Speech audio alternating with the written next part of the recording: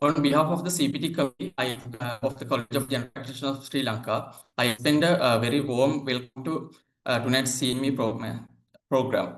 Our topic is liver diseases in children, all that a general practitioner should know. This is a highly relevant subject for all of us in primary care. As the first point of contact, our ability to recognize the early signs of liver disease in a child is crucial and can truly change a patient's journey. Tonight's talk is designed to give us the practical knowledge we need to just do that. It's my honor to introduce our speaker, a true pioneer in this field in Sri Lanka. I am pleased to read her official biography. Dr. Meranthi Fernando is a consultant pediatrician with a specialized training in pediatric hepatology and liver transplantation, working at Colombo North Center for Liver Diseases, Colombo North Teaching Hospital, Ragama. Following her MD in pediatrics, she pursued a 2-year full-time training in pediatric hepatology and liver transplantation in the liver unit of Birmingham Children's Hospital, UK. At present, she is the first and only pediatrician with a specialized training in childhood liver diseases. Dr. Fernando has remarkably contributed to uplift the knowledge and practice of managing liver diseases in children, and she has pioneered in establishing the liver transplant program for children. At present, Colombo North Center for Liver Diseases, Ragama, is the only place which performs liver transplants for children in Sri Lanka, and to date, 38 pediatric liver transplants have been performed with good survival outcomes. In addition to her clinical expertise, Dr. Meranthi Fernando is a senior lecturer at the Department of Pediatrics, Faculty of Medicine, University of Kelaniya. She owns 40 publications in peer-reviewed journals with more than 40 abstracts at scientific conferences and 3 book chapters, resulting in 460 citations to date, which was within a few years of her academic career. She has delivered many invited speeches and noted to be an attractive speaker among undergraduates and postgraduates. She currently serves as a member of the expert subcommittee of Asia-Pacific Pediatric Gastroenterology, Hepatology, and Nutrition. Dr. Fernando, we are truly privileged to have you with us tonight. The virtual stage is yours. Thank you for sharing your expertise with us.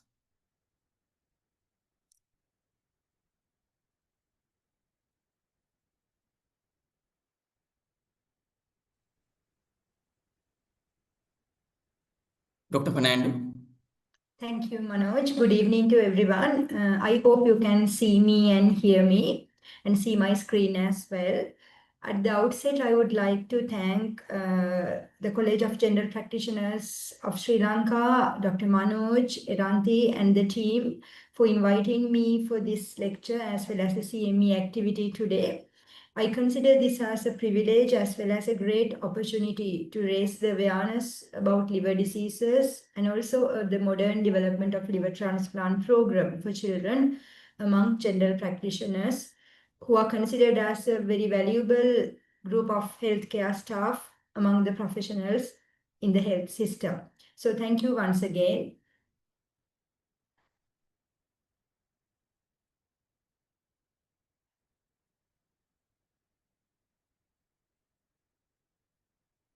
I have no conflicts of interest or private partnerships to declare in regards to this lecture. The pictures of the patients and families are shared with permission. Before I commence with the talk, this is where I work in regards to liver diseases in children. The place is named as MHMR Liver Care Facility, Colombo North Center for Liver Diseases. For the participants who are unaware of this place, this is located in Ragama. The building is in between the Faculty of Medicine, Ragama, University of Kelaniya, as well as Colombo North Teaching Hospital, Ragama, where in 2 places I work, as well as this is the main center for liver transplantation and specialized care for liver diseases in children as well as in adults. This place was declared open just last year. Till then, we were doing liver activities as well as specialized liver care in the main hospital. However, with the expansion of services, we realized a dedicated facility is needed. Then only this came into the picture. Keeping in line with today's talk, I do consider the general practitioners maybe the most important healthcare workers when we consider the health of a family, starting from parents, children, grandparents. Everybody's been looked after by the general practitioners. And even being a specialist, I do see the trust of the families and caretakers of the children I look after, which they have kept on their general practitioners. So I do consider and believe general practitioners have got an important role, especially in regards to liver diseases in children, as well as identifying them early, referring them early, as well as offering necessary follow-up. So just to highlight this opportunity, I really believe will be a great opportunity for everybody. And at the end of the talk, you will get some new light into the picture. Our main objectives would be to recognize common liver diseases in infants and children, and to understand the red flag symptoms requiring urgent referral, as well as what are the initial investigations you would consider if you suspect a liver disease at the primary care, and general practitioner's role in early detection, stabilization, and follow-up of a liver disease. When we look back after our MBBS, maybe after our postgraduate qualifications, we might have general practitioners at different professional stages who are joining in this talk. When we look back maybe a decade or more, what has happened over the time? We know the medicine is subjected for development over the years. So in regards to the liver diseases, its diagnostics and management, what has changed over the time? Let's have a little look back before we proceed with the talk. The disease spectrum of liver diseases in children, has it changed? If we have kind of a senior general practitioners join with us today, when you think back maybe 15 years or 20 years ago, when somebody comes with yellow eyes, you would have firstly thought of hepatitis A or viral hepatitis. Or some might say yellow fever, though it is not really yellow fever in English. In Sinhalese, they might say kahauna, to which they refer is basically hepatitis A. Has it been the same over the last 10 years? Is it what we see today? I would say no. It has changed. The genetics has changed. Our lifestyle has changed. The environment has changed. Many things have changed. So we are currently in an environment, our genetics have got modified up to a certain extent. Our sanitization, cleanliness, the environment has got changed in good way, as well as our lifestyle has got changed, maybe in the bad way as well. So nowadays, in regards to the liver diseases, the infectious diseases like hepatitis A, viral hepatitis, they do exist, however, up to a very lesser amount compared to 10 years ago or 15 years ago. So if you see a young adolescent coming with jaundice, that is not necessarily hepatitis A or viral hepatitis. It could be Wilson disease, it could be autoimmune liver disease, or it could be something else. Because nowadays the prevalence of infectious hepatitis has gone down, especially viral hepatitis, hepatitis A. But on the other side, hepatitis B is a little bit on rise, but more than that, the other viruses like influenza and dengue, those things have come into play. On the other hand, when we talk about the spectrum of liver diseases, you might see as the first contact doctors among children. Biliary atresia is the most important thing I would be highlighting in this talk, which I'll talk in next few slides.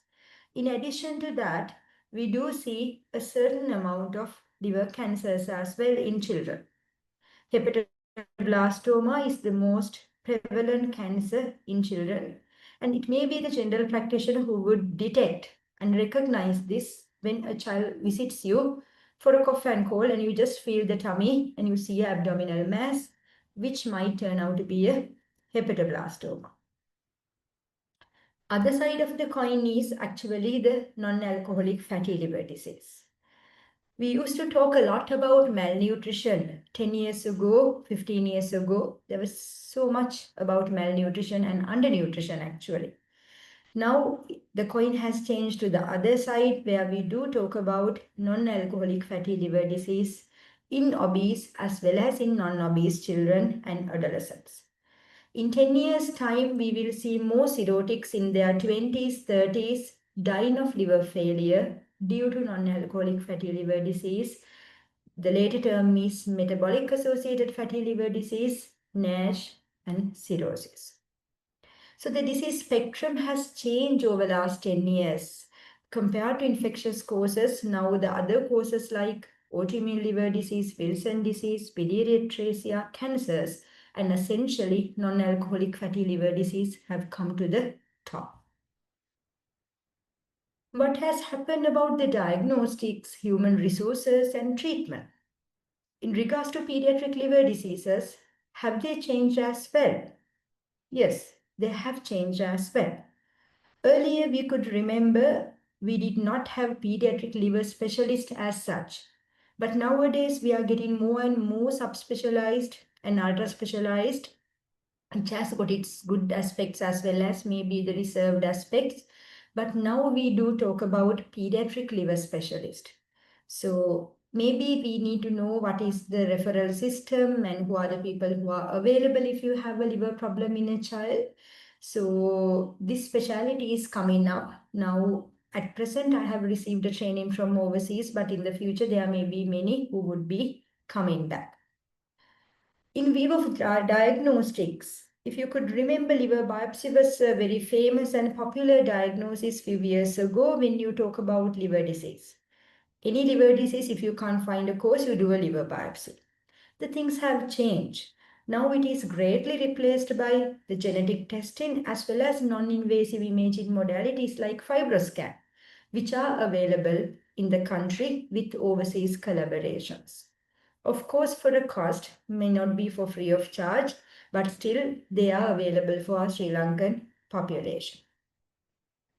In view of treatment, had there been any new changes over past years as well?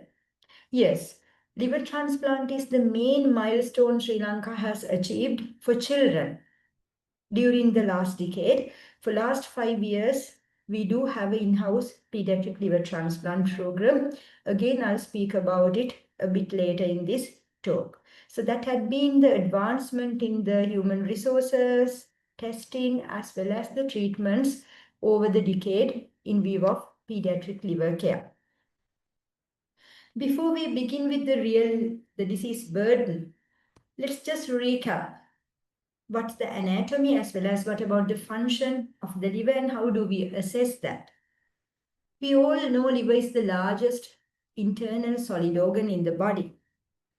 It is a very vascular organ. It has got a dual blood supply from the hepatic artery as well as the portal vein.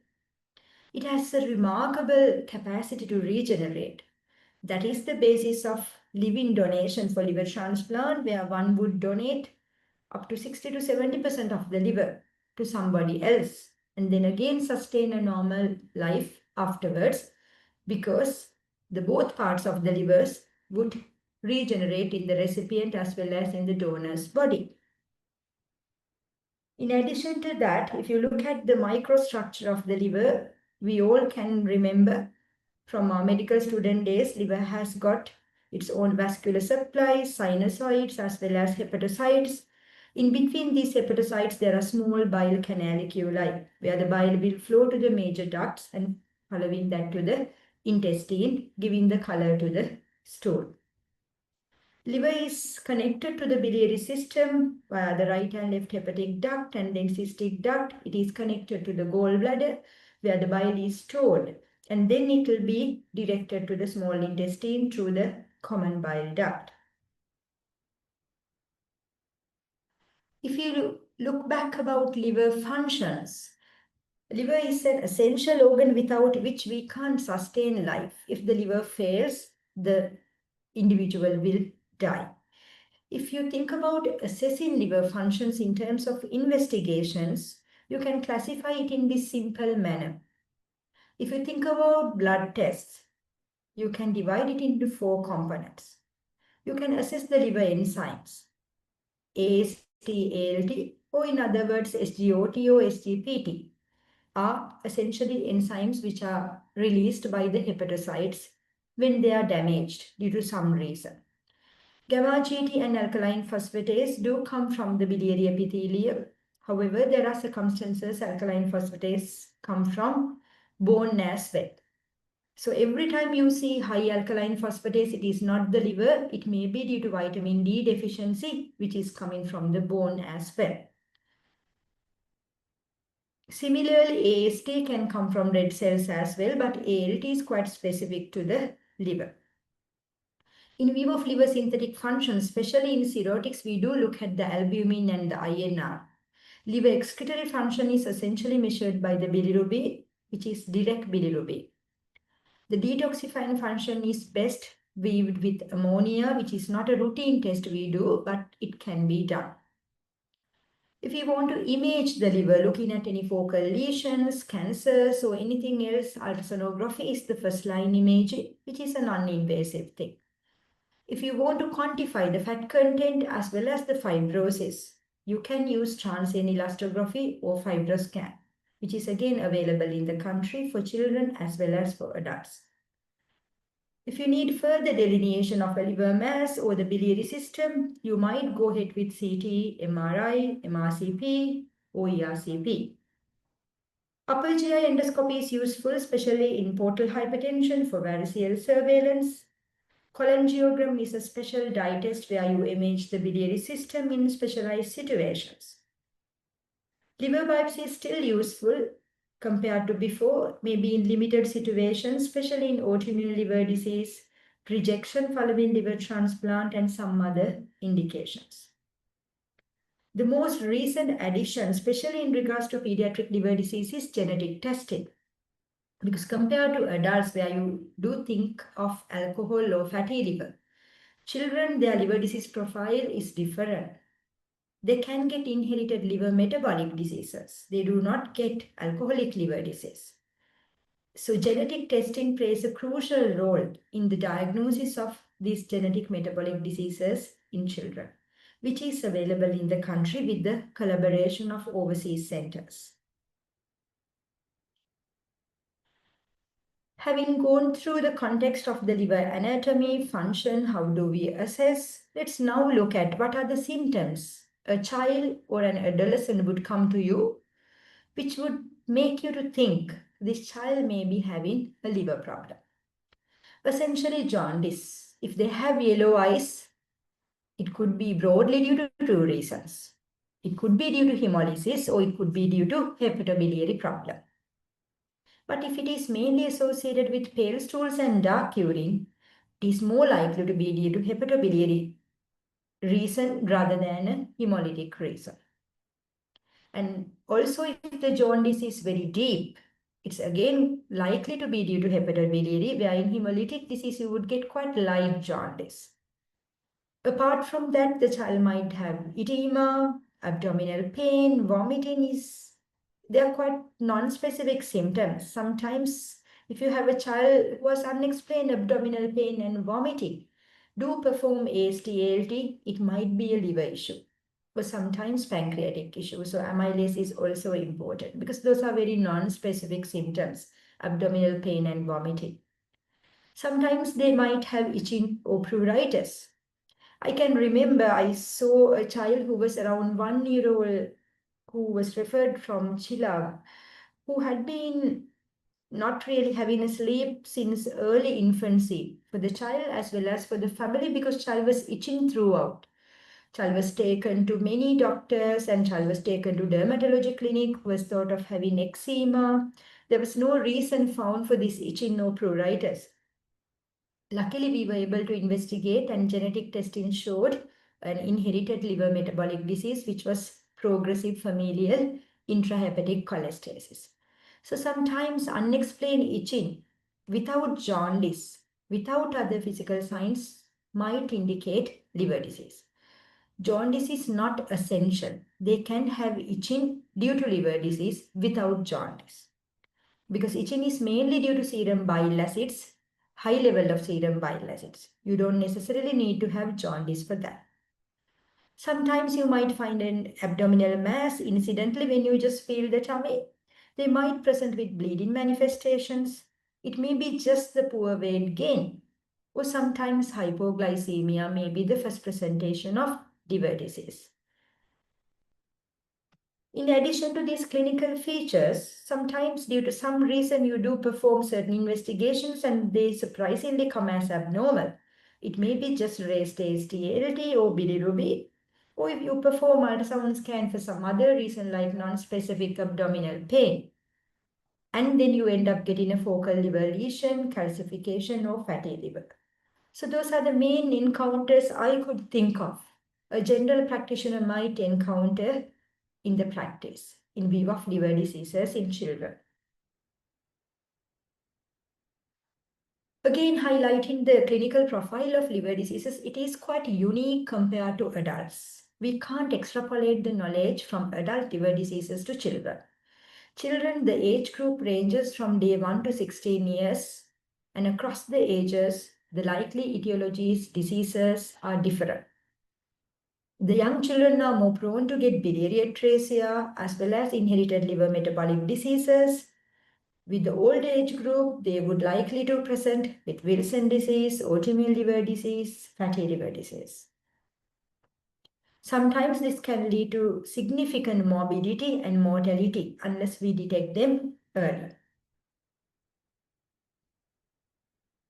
The first clinical aspect I would like to discuss in detail is biliary atresia. I'm sure you would remember from the early educational days, we talk about obstructive jaundice and biliary atresia. Sometimes it was named as extrahepatic biliary atresia. The correct name is biliary atresia, not extrahepatic, because the biliary obstruction in biliary atresia is not essentially extrahepatic. It is inclusive of intrahepatic obstruction as well. So let me explain how would these children present to your practice. We know jaundice in small babies is such a common clinical feature. If there are 100 babies born, maybe 60 to 70 might have jaundice. Are we going to suspect biliary atresia in them all? Answer is no. There are key things that you have to think when you suspect biliary atresia. First thing is whether they have prolonged jaundice, whether the little baby brought to you has got prolonged jaundice. Then let's recap the definition of prolonged jaundice. Prolonged jaundice is defined as persistence of jaundice more than 2 weeks in a term baby or more than 3 weeks in a preterm baby. So if you have got a baby who has got prolonged jaundice or persistent jaundice, yellowish discoloration of the eyes more than 3 weeks basically, you got to ask about the stool color. It is very easy. There's a stool color chart in the CHDR. You can show that chart and ask the mother to point out which color the stools are. And the dark urine as well, which might be there sometimes. Then you've got to perform a serum bilirubin test. And the direct bilirubin should be interpreted in micromoles per liter. Certain laboratories would give you the value in milligrams per deciliter. Then you have to multiply it by 17. 17, then you will get the value in micromoles per liter. If the direct bilirubin value is more than 25 micromoles per liter, jaundice, pale stools, you've got to refer the child on the same day to the hospital or to a pediatric liver unit. Because the first thing, unless proven otherwise, is biliary atresia. So what is this biliary atresia? What happens in biliary atresia? In biliary atresia, there is a atretic or hypodeveloped segment of the biliary system extrahepatically, maybe in the common bile duct, maybe in the hepatic ducts, as well as intrahepatically, where in between the cells, the little bile canaliculi are also not properly formed. We all know the bile has to flow through the small canaliculi and then the large bile ducts, and then bile should reach the small intestine to give the color to the stools as the golden yellow. Due to some reason, if the produced bile is not reaching the small intestine due to both intra and extrahepatic block, then the stools will be pale. So that is which happens in biliary atresia. In the modern medicine, nobody knows why it happens. It's not an inherited disease. It's not coming from genetics.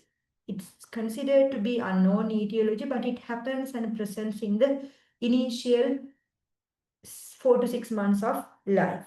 So usually these kids present as prolonged jaundice. What happens if this kind of a child is admitted to the hospital? We will immediately do a fasting ultrasound scan. If that is also suggestive and persistent pale stools, we will subject this baby for intraoperative cholangiogram and then go ahead with Kasai portoenterostomy. So this is the stool color card I mentioned. First 3 colors are abnormal because sometimes in our practice, when it is very busy, we tend to ask, Amma, stool color normal neither. Is the stool color normal? We just give the answer and we take it in a hurry. Then for the parents who have got a firstborn baby, they might say, yes, stool color is normal. They might not know what is normal, what is abnormal. The objective factor would be comparing the stool color and then asking from the stool color chart to point out which color the stools are. Then that will be easy for you to pick up whether it's pale color or not. And also the direct bilirubin value you have to register in mind more than 25 micromoles per liter. If there is any delay in getting a direct bilirubin, and if you are very sure this is pale stools and jaundice, please do refer without delaying it for a bilirubin test. So the red flag would be pale stools and persistent jaundice more than 3 weeks. Why are we so concerned about early referral of biliary atresia? What would happen if you do not detect that and if you refer that late? If you refer a biliary atresia early, that will facilitate Kasai portoenterostomy. If the Kasai is successful, just like the child who's on your right side, most right side, the child will look normal. Child will look kind of very much normal child and then receive liver transplant at old age. However, if the Kasai is delayed, they will develop the liver failure like the picture in the middle, require liver transplant at a young age. When you have to do the liver transplant at a younger age, the outcomes are quite not clear. Can I check with the participants whether I'm audible? Because I see a message in the chat that I'm not properly audible. You're loud and clear, madam. Okay, thanks. So as in the middle picture, if you kind of have a delayed Kasai, you will have liver failure. The other issue is not being presented at all. Recently, I got a child from Anuradhapura area whose mother was a teacher actually. Unfortunately, that child had been followed up in the hospital for some other reason as well. And this child did have pale stools, persistent jaundice, and child was detected to have that at the age of 6 months. So that was very late presentation of biliary atresia having been followed up in a tertiary hospital. So we had to go ahead with the liver transplant as the primary therapy because it was a very late presentation of biliary atresia. So one of the main take-home messages from this lecture would be to take jaundice seriously if it is prolonged and actively ask about pale stools. Actively compare it with the stool color chart. In your practice for 5 years' time, if you early detect one biliary atresia, still that would be very much meritorious because that will save a life.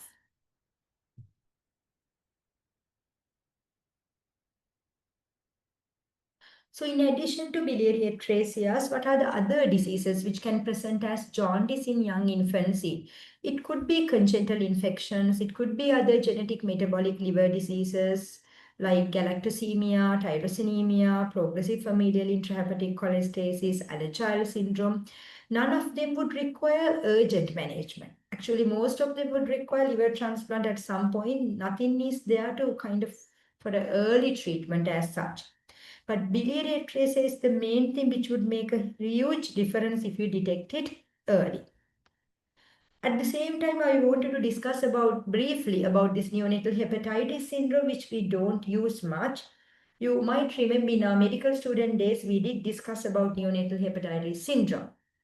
Nowadays, with the advancement of pediatric hepatology, we kind of less often use this term because more often we try to give a name to the disease rather than telling neonatal hepatitis syndrome.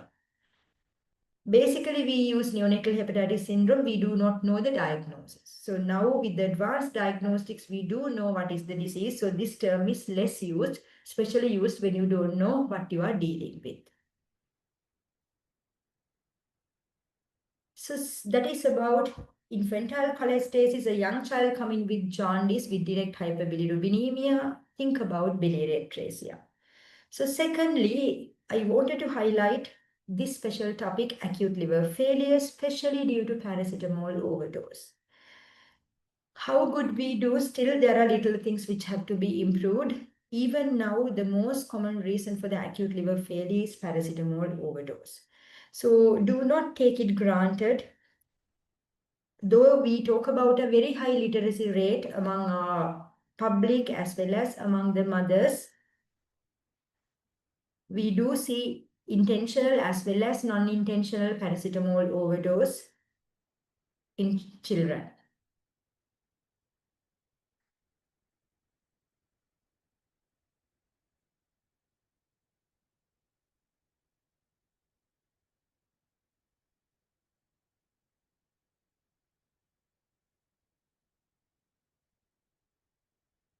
Yeah, I hope you can see my screen back. So it's very important that we all are aware about the preparations of paracetamol, the dose of paracetamol, which is 15 milligrams per kilogram, which can be given 6 hourly. In very high fevers, you might give 1 dose in 4 hours time just to make sure only 4 doses per day. And actively do ask about paracetamol overdose, especially in children who come with high fever as well as there's a history of febrile convulsions. Those are the groups of caretakers who are extra anxious and might give maybe double dose or triple dose of paracetamol thinking it might settle the fever. So while educating about paracetamol dose, just ask about how much they have already been giving. So that's very important.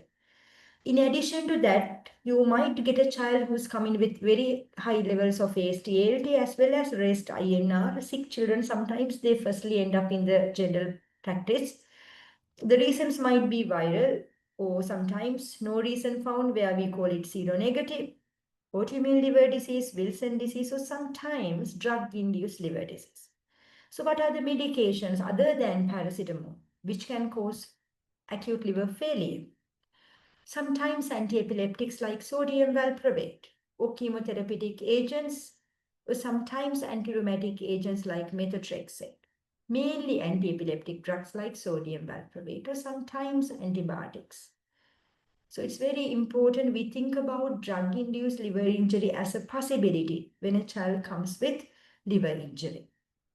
The presentation may be very much non-specific. The hallmark of diagnosis of acute liver failure is INR, which is raised more than 1.5 with encephalopathy or more than 2 without encephalopathy. I'm not going into further details of management of acute liver failure, where we would not expect that to be managed at the general practitioner's setup. The third important disease I wanted to highlight is non-alcoholic fatty liver disease. A silent killer, still the parents are very proud of. Again, we talked about malnutrition or undernutrition many years ago, but now we do talk about obesity. Still, sometimes families, caretakers, parents, they are quite proud that they have a chubby child or an obese child. So still, it's very difficult to get rid of that mindset. As general practitioners, you are the most trusted healthcare professionals for most of the families who are first contact.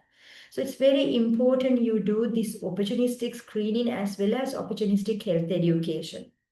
You should train your eyes to pick up obesity even if they come with a febrile illness or non-specific thing. You pick up obesity, you look at acanthosis nigricans, and you do highlight the importance of reducing weight, healthy lifestyle, as well as screening for the metabolic diseases like diabetes and fatty liver. It will cause silent cirrhosis, and eventually in 10 years' time, they will get overt cirrhosis, decompensation, and die. At present, there are no medications licensed for children. with obesity. You might sometimes have seen certain specialists might give certain medications for children.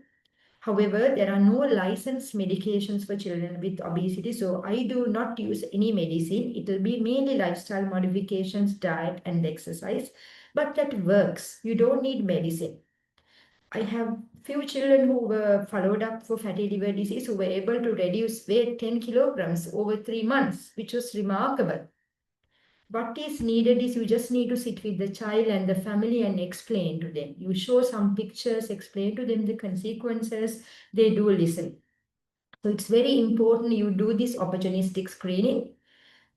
The reason is they are not going to come to you with this complaint. They are not going to come to you with saying my child is obese, my child has a bit of a black discoloration over the neck, over the axilla. They're going to come to you with some other reasons, but you need to pick this up and educate and investigate and refer if that is necessary. The basic things you might do is sometimes it's beneficial to do these blood tests because how much you tell them, they might not really understand the gravity of the problem. However, if you do a AST-ALT, often ALT is raised and fasting blood sugar, lipid profile.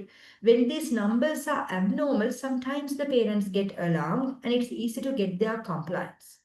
Otherwise, they are not ready to believe that there's something bad happening inside. And also there's one thing we have to understand, the ALT reference range sometimes come as less than 40 is normal, but it is not the case for children. Above 25, ALT is considered abnormal when they are obese. So the cutoff is not 40. If it is above 25, there is some amount of non-alcoholic steatohepatitis. If there are abnormal biochemistry, especially raised ALT, then you have to refer the child, preferably for elastography, fibroscan. If not for ultrasound scan liver, obviously fibroscan is quite sensitive and specific. There is one more thing I wanted to highlight in the referral pathway of non-alcoholic fatty liver disease. Sometimes we do see as pediatricians, when you see these children in the community with obesity, the children end up directly with the nutritionist. I mean, no disrespect for that specialty. However, in children, fatty liver doesn't equal to obesity. There are some other diseases like Wilson disease, hepatitis C, or sometimes glycogen storage disease, or primary hypercholesterolemia, which we do see in children causing fatty liver. That might not be looked into at the setup of nutrition clinic because they are nutritionists, not the pediatricians. So it's very important if you see a child with fatty liver, raised biochemistry, the child should end up in a pediatric practice where the child should be evaluated broadly rather than assume this is just non-alcoholic fatty liver. The organic causes for liver steatosis should be looked at. So the referral pathway should be to a pediatrician who will work together with a nutrition if it is said to be a nutrition-related steatosis. There are many other reasons in childhood you will see nutrition-unrelated steatosis, as I mentioned, especially inherited liver metabolic diseases, as well as Wilson disease, glycogen storage disease, and hepatitis C. This is just to show you the liver modality of imaging, non-invasive assessment of the liver fibrosis as well as the steatosis. This is transient elastography or fibroscan, where you can get the direct measurement of the quantitative evaluation of the fat content as well as the fibrosis. This is available in Sri Lanka for children as well. So far, I have highlighted few important diseases: infantile jaundice, cholestasis, especially biliary atresia, acute liver failure, non-alcoholic fatty liver disease, or fatty liver disease due to other reasons. Now I would like to mention a brief word about incidentally detected liver masses and hepatomegaly. So this little child who was around 2 years, who presented to General Practitioner's clinic at some point for a febrile illness.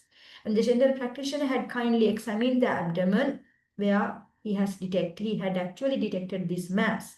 So then referred to liver center, then found to have a hepatomegaly and then liver mass, which was consistent with hepatoblastoma, which was spreaded all over the liver. So finally underwent liver transplant, now cured, and now living comfortably at home.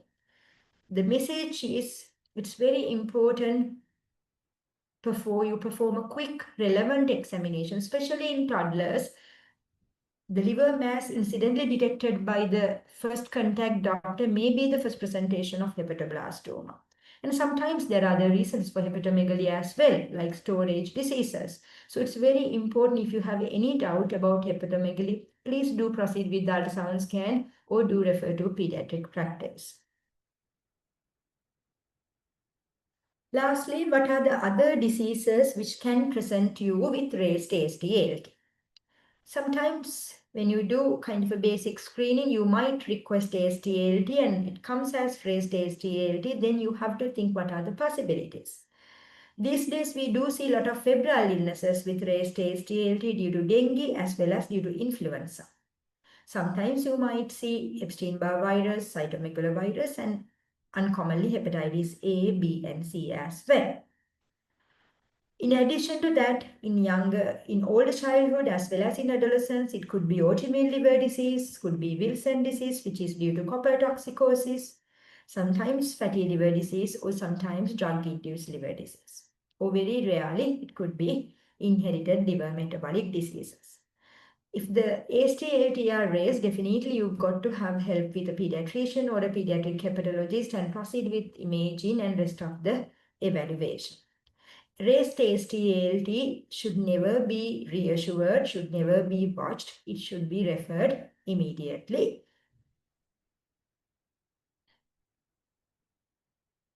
Having spoken about many diseases which can present to your practice, I would like to take your attention for this new development of the treatment in regards to pediatric liver diseases in Sri Lanka, which is liver transplant.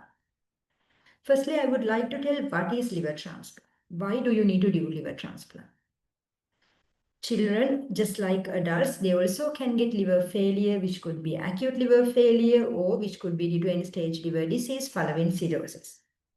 In these pictures, you can see a child who was cirrhotic, who you can appreciate the child was quite pigmented, dark and yellow eyes, and the transformation following liver transplant, the child has clear jaundice, looks happy and looks well.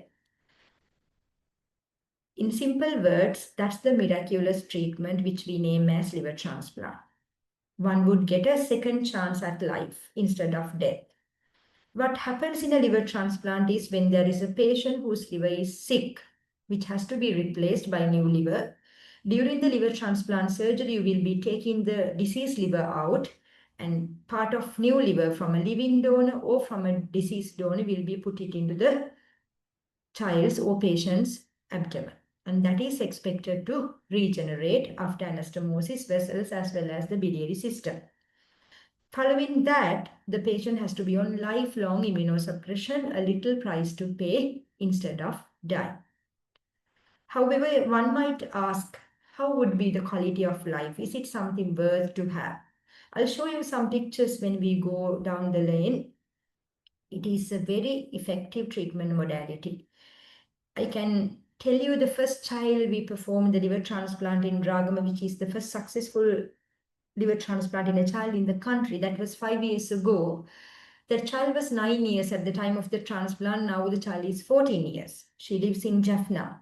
She visits us Ragama once in 6 months. She's been followed up in Jaffna. She goes back to the school and she has just normal quality of life, just on 2 medications per day. That's all. 2 medications per day, once in 6 months clinic visits, otherwise completely normal schooling, achieved puberty, no other morbidities whatsoever at present.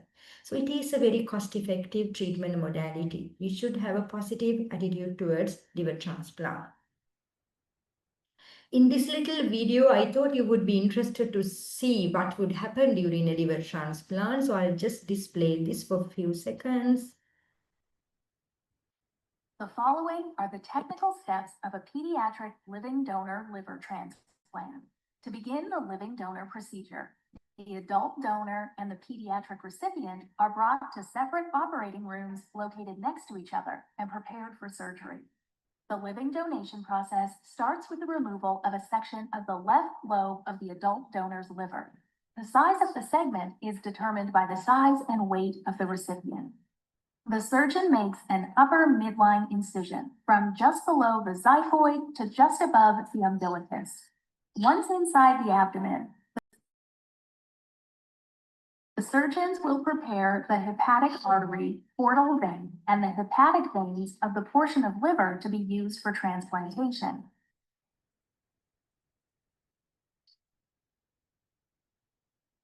The designated section of the liver is then divided from the remainder of the liver with the blood vessels intact. The vessels to the portion of the liver to be used for transplantation are divided.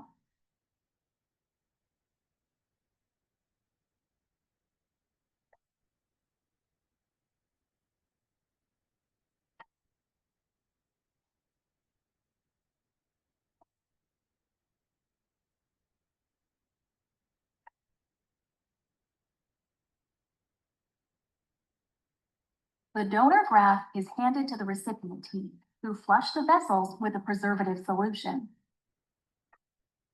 The blood vessels on the donor side are closed with either sutures or a stapling device. The abdomen is closed. During the removal of the donor graft, a separate team of surgeons works to remove the recipient's liver in preparation for transplant.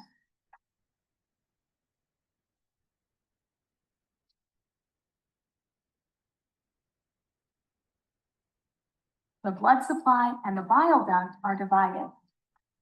First, the right and left branch of the hepatic artery are divided. Then the common hepatic and cystic ducts are divided. The portal vein is divided.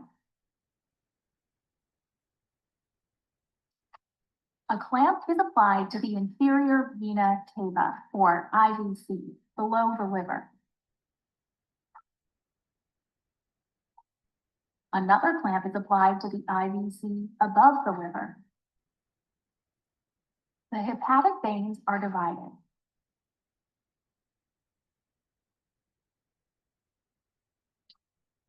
And the diseased liver is removed.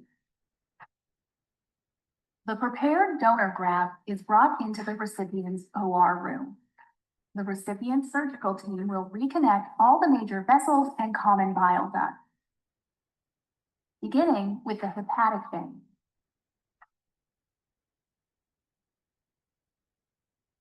And then the portal vein.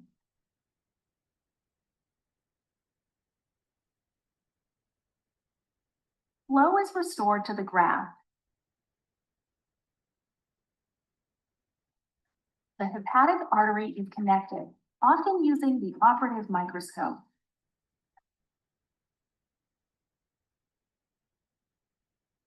Lastly, the bile duct is connected to a segment of bowel.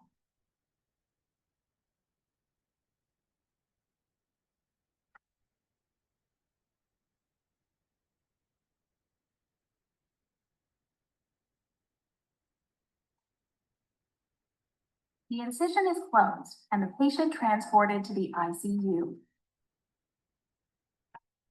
The new liver will grow with the patient.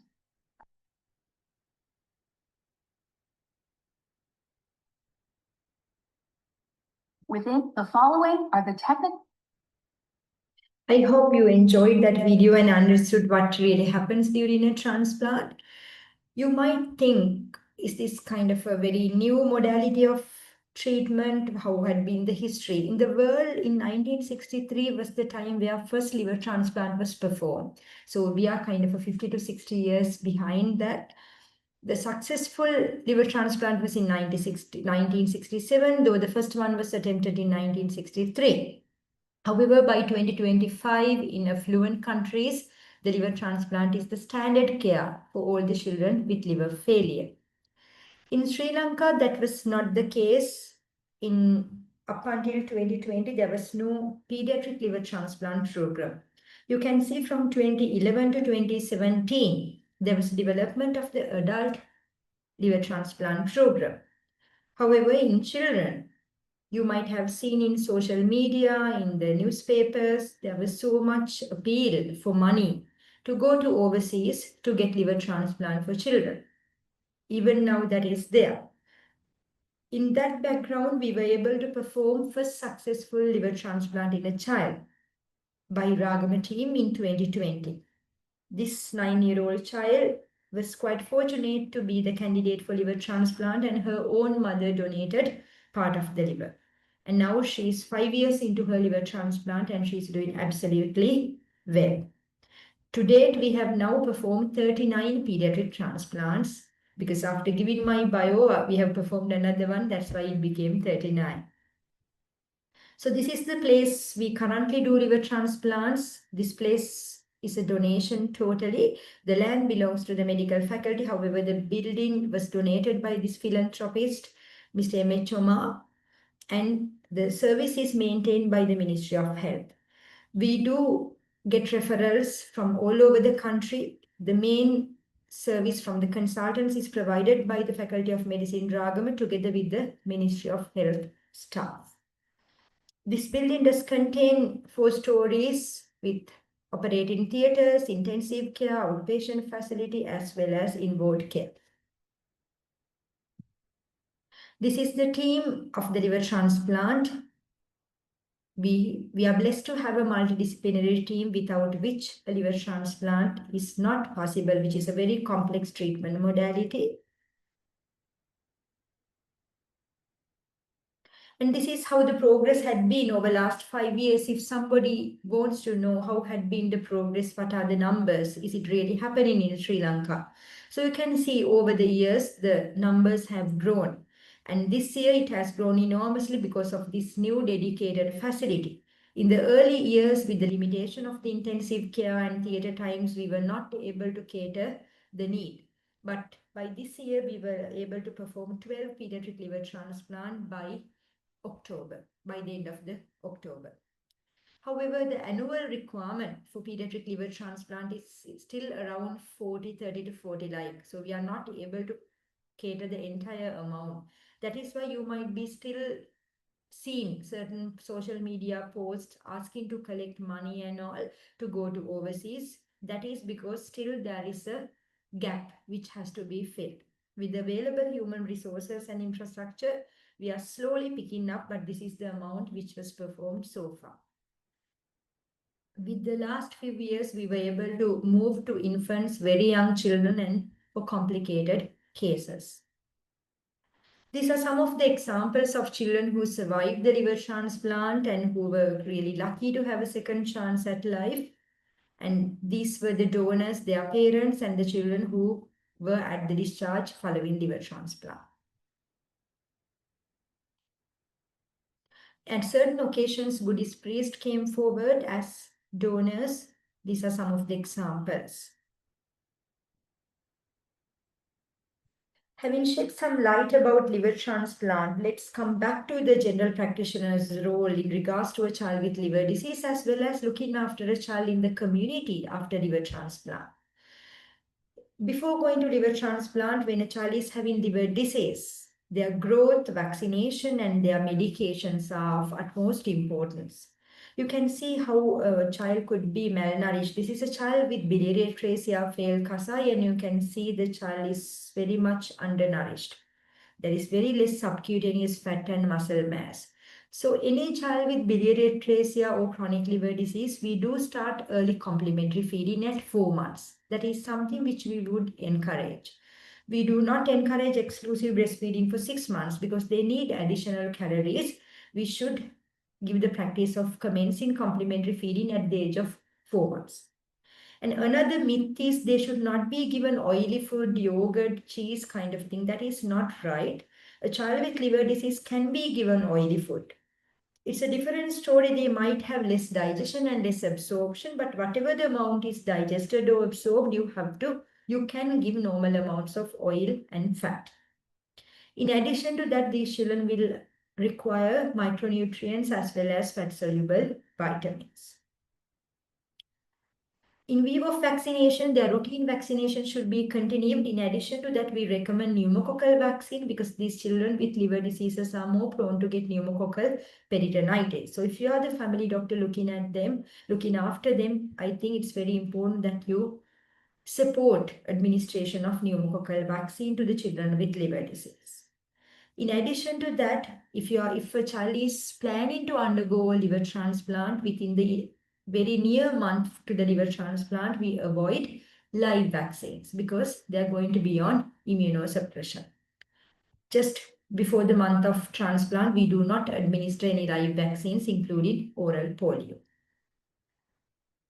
The third thing is medications. Usually these children are on fat-soluble vitamins, deoxycholic acid, cholestyramine for itching, sometimes portal hypertension prophylaxis. These medications have to be continued during their intercurrent illnesses. There is nothing that you need to stop. All these medications can be continued. One little difference would be children with autoimmune liver disease, they might be on immunosuppression, like prednisolone, azathioprine. So you might have to discuss with the primary pediatrician or the hepatologist during an intercurrent illness what to do with the immunosuppression, especially for autoimmune liver disease. How about a child after transplant? You might think it's a very rare possibility that we would see a transplanted child in our GP practice. I would disagree because so far we have performed 39 pediatric liver transplants in Sri Lanka, and we have many children who are circulating in the country following transplants from overseas as well. And soon, maybe in 10 years' time, the liver transplant will be the standard of care. And there'll be many children in the community after liver transplant seeing you for routine medical problems. So it is quite important to know what are the interactions and special concerns you should be aware of. Any child with liver transplant, following transplant, they have to be on lifelong immunosuppression. For no reason, their immunosuppression should be stopped without having a discussion with the liver transplant team. The usual medications you should be quite familiar with: tacrolimus, azathioprine, mycophenolate mofetil, and sometimes steroids.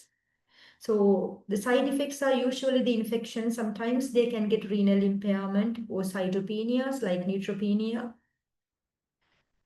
During the times of illness, they have to maintain good hydration, especially diarrheal illnesses can give rise to increased tacrolimus levels, which can be quite toxic. So their levels have to be quite closely monitored during illnesses. And also if you see a slightest elevation of ASTLT, that is very important to be contacted with the liver center, because in other setups you might ask them to come in a week and see whether it's coming down. In liver transplant setup, if the ASTLT is more than 40, immediately child should be discussed or referred to a liver transplant center. It shouldn't be watched. And you should ask the family doctor, you should encourage them about proper follow-up, because what we see among our families, they have so much enthusiasm to go through liver transplant, but following liver transplant, looking after that graft, taking medications with good compliance, good clinic follow-up is sometimes challenging. We have actually had one death due to non-compliance and rejection, which was very unfortunate story. So it is very important, and you have got a really important, crucial role in following these children up, encouraging them for proper follow-up as well as good compliance. Live vaccines are contraindicated for the entire life after transplant, so they should not be given live vaccines by mistake. So those are the special considerations you have to be aware when you see a child for intercurrent illness who is a liver transplant recipient. So these are the take-home messages. The disease spectrum, the approach to diagnostics, and the treatment modalities have changed over the time. The liver diseases in children 10 years ago is not really the same now. Now we see a lot of biliary atresia, autoimmune liver disease, Wilson disease, and also cancers and non-alcoholic fatty liver disease. So any child who's coming with yellow eyes, it's not essentially hepatitis A. We have to think about other possibilities. If you want to remember two diseases, remember biliary atresia, prolonged jaundice, pale stools, and non-alcoholic fatty liver disease, where you have got an important role in prevention, management, as well as referral. And it is quite happy to say liver transplant facilities available in Sri Lanka. Some of the clinicians and practitioners might not know that this facility is available. It is available in Ragama. We do accept we can't really match the entire need for the country per year right now, but at least maybe 1/3 or nearly half of the requirement is met, and it is being performed even for young children. The youngest child we have performed a liver transplant is 4 kilograms, and so far, as I mentioned, we have performed 39 pediatric liver transplants. So the facility is available, so encourage the positive attitude towards that. So with that, I would like to recommend further learning. These are some of the YouTube channels. And if you have any referrals or anything you want to discuss when you have a liver problem in a child, this is our helpline, which is working between 8 to 4 on weekdays. And there'll be a pre-intern doctor who will be answering the phone. So we'll be happy to help. With that, I would like to end the talk, and I'll be happy to answer any questions. Thank you very much with the participants and the organizing team. Well, that was an incredibly insightful and practical presentation. Thank you, madam, for making this not much discussed topic on pediatric liver disease and liver transplants so accessible for GPs. Your points on how to identify red flags and how to kids in primary care were especially valuable. We now have time for questions. We have got some questions in the chat. I'll post some questions, madam, in the chat. Can paracetamol normal dose be given to a child with liver disease or dose to be reduced? Yeah, I think the question is, can paracetamol normal dose be given to a child with liver disease? The answer is yes. That is actually a very important question. I've seen many mothers and caretakers would say when you have a child with liver disease, sometimes our doctors are quite hesitant to give the normal dose. No, you can give the normal dose of paracetamol. That's okay. Yes. Next question, post-liver transplant in child, how long do they have to be on immunosuppressants? Post-liver transplant child, they have to be on lifelong immunosuppression. I hope that's the question. Yeah, ma'am. If such children come to GP for a fever, how to manage? What are the red flag signs GP should know? Sure. So if a child, for example, I'll give you an example. We had a child, 5-year-old child who had progressive familial intrahepatic cholestasis type 3. Who recently had a liver transplant. That was 3 months ago, had a liver transplant. And she had fever actually. She contacted our helpline yesterday and got admitted with fever. So what was the thought process in my head? This child was having the diagnosis of PFIC type 3 and had a liver transplant, was on prednisolone small dose, was on tacrolimus, was on azathioprine. She just had fever. So my main thoughts were whether this is influenza. That is one of the things which is going on these days, because influenza itself can cause fever as well as raised SDLT. So sometimes I might get alarmed with raised SDLT, thinking rejection or something, because SDLT is high due to influenza. But it was kind of a normal possibilities, I thought, whether this is influenza, whether this is dengue, whether this is a chest infection, UTI. She only had fever. There were no other foci. So we thought about influenza, viral fever, dengue fever. We got her admitted. So if that kind of a child comes to your general practice, I think a child cannot be managed as outpatient. If there's a post-transplant, very recent one, within last 6 months, like, they have to be definitely admitted. On the other hand, we would think there's a child who had liver transplant maybe 5 years ago. There was another example where we had a child who had liver transplant 3 years ago who had actually developed chickenpox, shingles. The mother WhatsApped me the images, and the general practitioner has prescribed acyclovir. And mother had asked me through WhatsApp whether they should continue give acyclovir, which was prescribed by the general practitioner. Then I said, yes, please go ahead and give the acyclovir. That was the correct dose. Meanwhile, you continue the liver medications, immunosuppression as well. Do not stop that. If there is any issue, you contact us. So likewise, if the child had a very recent liver transplant, definitely they should be admitted within 6 months like. But after 6 months, like very stable children, you manage like any other child. You can give any antibiotic, you can give any other medications, but just ask them to continue immunosuppression. But if they are very sick, you feel like severe bacterial sepsis, you might have to come down in immunosuppression, then they need to be admitted. Is that all right?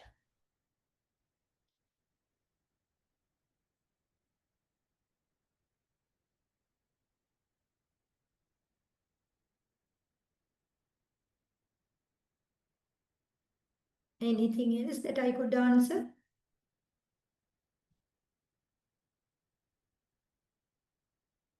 The fatty liver in thin children, madam. Sorry, didn't hear. How to manage liver in thin children?